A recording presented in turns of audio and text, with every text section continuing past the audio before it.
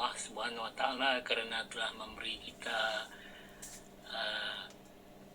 banyak nikmat-nikmat yang tidak bisa kita hitung. Maka bersyukurlah kepada Allah Subhanahu wa Ta'ala. Di sini saya ingin berkongsi sedikit pasal asal kejadian diri dan juga semesta alam. Di alam kekosongan, Allah Ta'ala terjali kepada hayat terjali kepada Nur Muhammad. Tuhan dalam keadaan keesaannya disebut Al-Haq. Ketika itu Tuhan disebut Al-Haq. Al-Haq itu maksudnya terang, tiada terhingga. Maksudnya belum ada lagi sesuatu. Alam, langit, bumi, dan seisinya belum ada dan nyata. Bahkan Tuhan pun belum bernyata. Inilah yang disebut Al-Haq. Ketika Tuhan masih dalam perbendaharaan yang tersembunyi. Bagi keesaan dirinya, Al-Haq terang tiada terhingga. Al-Haq juga dikatakan air hak. Al-Haq asal muasalnya ruh, lalu keluarlah air hak. Tatkala dalam kosong ianya kidam, sedia adanya. Tatkala keluar dari Al-Haq, alam kosong, ia disebut air hak. Al-Haq ruh keluar jadi air hak. Tatkala sir rahsia keluar lalu bernama kun zat.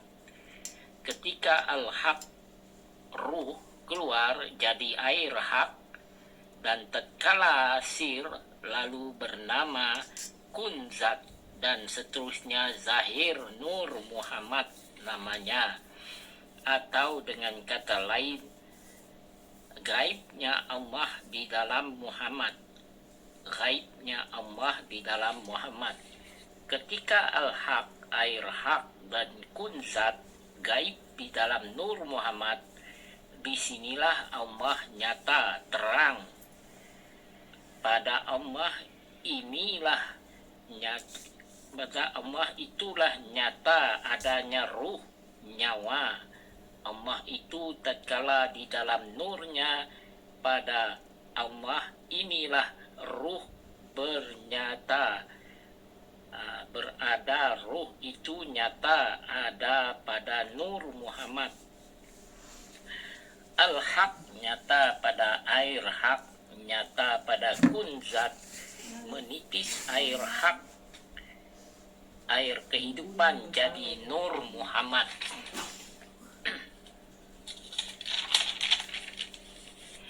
Gaib Al-Haq, air hak, dan kun zat tadi kepada Nur Muhammad, disitulah yang disebut Allah yang bernama ruh.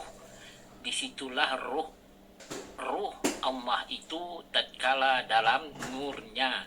Nur Muhammad begitu ia zahir menyata jadi bernama Muhammad Rasulullah, yang sudah nyata segala manusia dan alam seisinya. Inilah yang disebut Muhammad Rasulullah. Disinilah rahasia Allah itu nyata pada Muhammad. Nyatalah dalam hal keadaan ini bahwa insan diri mukmin tidak pernah terpisah atau bercerai tanggal dengan Muhammad Rasulullah. Bahwa insan diri mukmin inilah yang beriman. Yang beriman itu diri Allah nyata pada insan Muhammad. Bahwa insan diri mukmin tidak berpisah, tidak terpisah dengan Muhammad, karena insan diri mukmin inilah merupakan kasih sayangnya Muhammad.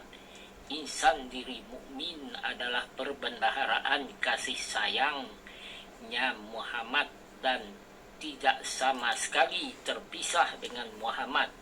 Artinya Muhammad ini adalah nur, ada adakah kita terpisah dengan nur? Tentu sekali tidak. Rasulullah bersabda, tidak sempurna iman kamu jika tidak mencintai aku, ujar Nur tadi. Hadis ini adalah perkataan Nur melalui lisan hati Muhammad Rasulullah.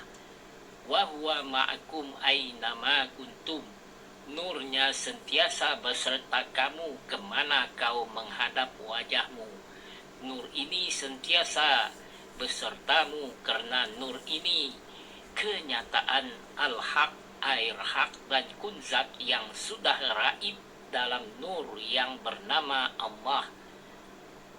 Maka setiap detik dan saat tetap tidak bercerai tanggal atau terpisah rahasia Tuhan. Dia beserta kamu kemanapun engkau menghadap wajahmu, tetap tidak terpisah.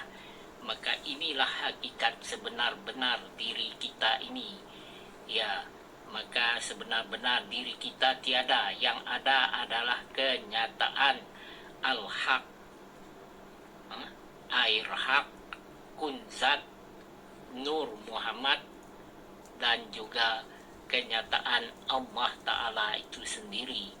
Itulah sebenar-benar diri kita. Assalamualaikum warahmatullahi ta'ala wabarakatuh.